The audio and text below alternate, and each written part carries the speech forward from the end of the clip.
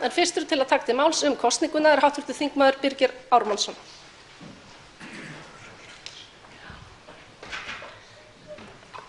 Hæstv. forseti. Í tilefni af nefndarkjöri hér í dag vil ég geta þess að formenn þingflokka bæði stjórnar og stjórnarandstöðu hafa átt allnokkra fundi í þeim tilgangi að unnt yrði að leggja fram sameiginlega tillögu nefndakjör og verkaskiptingu í nefndum sem myndi eftir atvikum ná bæði til fastanefnda og alþjóðanefnda þingsins sem eru hér á dagskrá í dag. Niðurstaða þeirra viðræðna, óformlegu viðræðna sem áttu sér stað milli flokkanna á allmörgum fundum leiddu ekki til jákvæðrar niðurstöðu þannig að hér erum við ekki með sameiginlega tillögu nefndarkjörið, ekki til fastanefnda þingsins. Fyrir því eru ýmsar ástæður og við sem sátum við það borð getum hugsanlega verið ósammála einstök atriði í því sambandi en þetta er niðurstaðan. Á hinn bóginn til þess að líta að allgóð samstaða var það hvernig verkum yrði skipt varðandi alþjóðanefndir þingsins og mun það endurspeglast hér í tillögugerð hér á eftir. Þá tekur til máls kosninguna hv. 2. þingmaður Reykjavíkurkjördæmis suður, Svandís Svavarsdóttir. Virðulegur forseti, eins og hér kemur fram í máli hv. þingmanns Birgis Ármannssonar tókst ekki samkomulag þennan lið, þar að segja kosningu í fastanefndir Alþingis. Það eru auðvitað gríðarleg vonbrigði að svo var ekki. Það hlýtur að vera mikilvægt að það takist gott samstarf hér á Alþingi þegar er að ræða minnstan mögulegan meirihluta.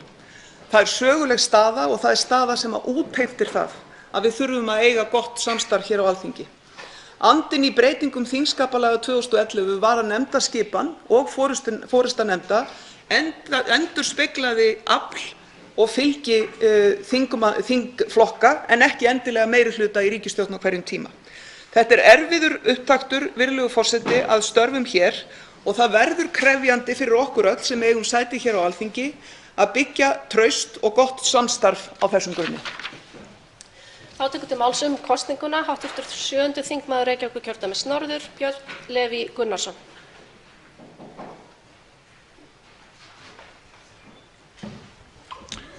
Forseti. Við skulum hafa það í huga að samkvæmt þingskapalögum þá er miðað við að þingflokkar fái nefndasæti miðað við hlutfallslegan þingstyrk. Það þýðir að upplagi að þeir flokkar sem eru í minnihluta eru með meirihluta í mögulega 3 nefndum. Samningarnir ganga út frá það hins vegar að meirihlutaflokkarnir, ríkisstjórnin, geti verið með meirihluta í öllum nefndum. Það gefur þeim 40 nefndasæti eða rúm 55% allra nefndasæta. Við skulum hafa það í huga hér að í kosningunum fékk núverandi ríkisstjórn rétt tæplega 47% atkvæða. Fyrir þau atkvæði fá þau rúm 50% þingsæta og síðan rúm 55% nefndasæta. Það verður mjög varlega farið með þetta meirihlutavald sem í umboði minnihluta kjósenda. Ég bið þingheim að fara varlega með þetta vald og að sýna virðingu. Þá tekur til máls kosninguna hv. 2. þingmaður Suðurkjördæmis, Sigurður Ingi Jóhannsson. Virðulegi forseti, ég vil byrja að óska nýjum forseta til hamingju með kjörið og vænti góðs samstarfs við forseta. Það vissulega vonbrigði og óheppilegt að ekki hafi náðst samkomulag kjör í fastanefndir. Leið og það er auðvitað fagnaðarefni að það hafi náðst samkomulag bæði hér kjör forseta og varaforseta sem og í alþjóðanefndum.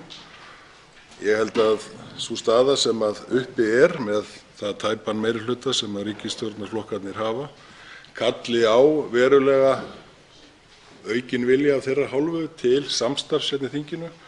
Það mun ekki standa á okkur í minnihlutanum til þess að taka móti slíkum tilboðum að vinna saman að góðum málum í þinginu, en það er auðvitað óheppilegt að þetta hafi verið niðurstaðan, en ég tel að leið sé það þó góðs vísir að við náðum samkomulag það sem við náðum samkomulag Þá tekur til máls kosninguna hv. 3. þingmaður Suðvesturkjördæmis, Jón Þór Ólason.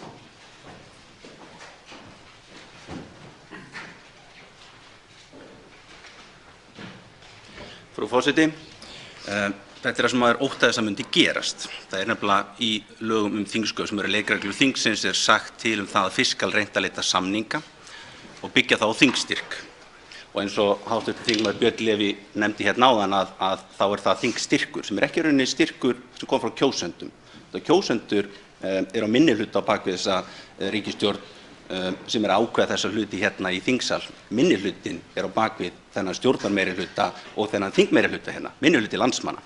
En, hvað var talað réttlæti kosningar? Reynum að ná sátt mál, reynum að ná sátt, það var það sem kom frá ríkisstjórninni, en hvað gerði síðan strax? Sjálfstæðisflokkurinn gefur það út að hann vill fá 5 nefndarsæti, 5 af 8. Og hvað þá eftir fyrir hina? Þannig maður svona hugsaði, hvernig gæti þetta farið? Þú maður vissi það að í þingsköpum talað menn skulu reyna að ná sáttum með nefndarsæti og finna leiðir til þess. Og ef það átti að vera sátt þetta, það átti að vera samstarfsvilji og svona, þá væri það tónninn. En niðurstaðan var sú að seinna í þessari 14. grein hægt að beita hnefavaldinu. Og þá getur stjórnarmeirihlutinn hérna, þó hann hafi ekki meirihluta landsmanna á bak við sig, bara ákveðið það við viljum hafa þetta svona og það hnefavaldið sem á að beita.